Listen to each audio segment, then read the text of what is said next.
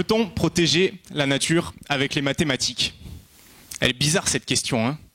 Eh bien ça tombe bien, ma thèse y répond. Je travaille sur un monde extraordinaire, les grandes rivières de la planète. Plus précisément, leurs zones inondables. Dans ces zones, il y a plein de réactions chimiques qui ont lieu. Et moi, je m'intéresse à une en particulier. Je travaille sur une réaction faisant intervenir des super-héroïnes bien plus fortes que tous les héros que vous connaissez. Des bactéries, qui en consommant du carbone, leurs potions magiques vont être assez fortes pour détruire les méchants nitrates pollueurs. Il faut voir ça comme un gros lave-vaisselle naturel. La rivière, c'est l'assiette. Elle est sale, il faut la nettoyer. Vous avez besoin d'un nettoyant. Ici, ce sont les bactéries. Pour que le nettoyant agisse, il vous faut un moteur. Dans mon cas, c'est le carbone. Et enfin, la nourriture incrustée dans l'assiette, ce sont les nitrates. En gros, j'étudie les rejets des sociétés humaines et je regarde comment la nature gère et nettoie tout ça. Alors ça, c'est ce que j'étudie. Maintenant, comment je l'étudie? Dans des modèles avec les mathématiques. Alors non, ne vous inquiétez pas, les modèles, c'est simple.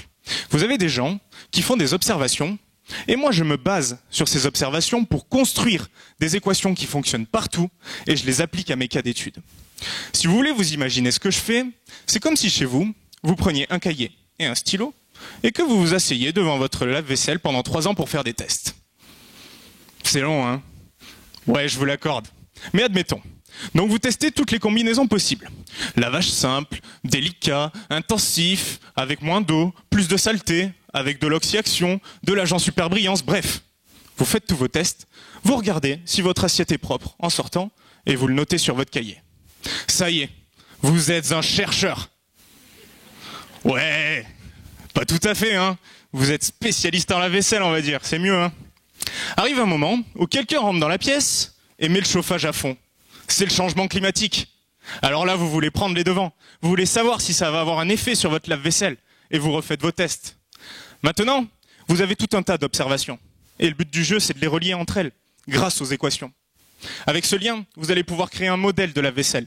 Celui qui aura les meilleures performances, le meilleur équilibre entre nettoyage et saleté. Et c'est ce qu'on cherche évidemment.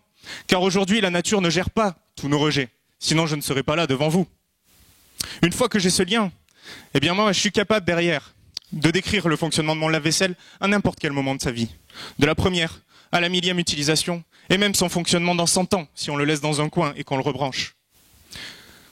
Pour revenir à ma rivière, l'intérêt c'est de prédire la qualité de l'eau avec les mathématiques, de savoir si ce gros lave-vaisselle naturel continuera de fonctionner normalement dans 100 ans, sous différents scénarios. Finalement, les mathématiques sont un assemblage de briques, un parfait mur de protection pour la planète face au changement climatique.